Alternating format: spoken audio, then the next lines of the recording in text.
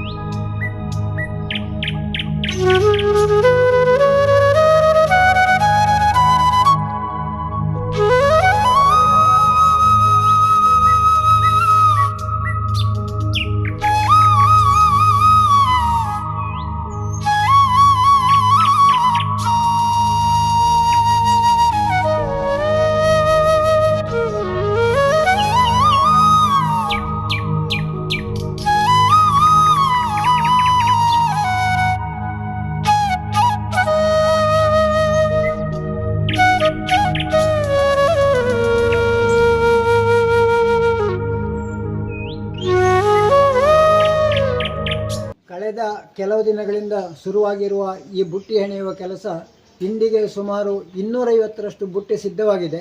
ಇನ್ನು ಬರುವ 10 ದಿನಗಳಲ್ಲಿ 150ರಷ್ಟು ಬುಟ್ಟಿ ನಮಗೆ ರೆಡಿ ಆಗಬೇಕಾಗಿದೆ. ಟೋಟಲಿ ನಮಗೆ 400 ಬುಟ್ಟಿಯಷ್ಟು ಮಧೂರು ದೇವಸ್ಥಾನಕ್ಕೆ ಸಮರ್ಪಣೆ ಮಾಡಬೇಕಾಗಿದೆ. ಕಾಡು ಮೇಡುಗಳನ್ನು ಅಲೆದು ತಂದ ಈ ಬಳ್ಳಿಯಿಂದ ಮಾಡಿದ ಬುಟ್ಟಿಯನ್ನು 3 ದಿನ ಬಿಸಿಲಿಗೆ ಒಣಗಿಸಿ ಮತ್ತು ಒಂದಷ್ಟು ಹೊತ್ತು ನೀರಿನಲ್ಲಿ ಹಾಕಿ ಪುನಃ 1 ದಿನ ಒಣಗಿಸಿದರೆ ಈ ಬುಟ್ಟಿ ಉಪಯೋಗಕ್ಕೆ ಸಿದ್ಧವಾಗಿದೆ.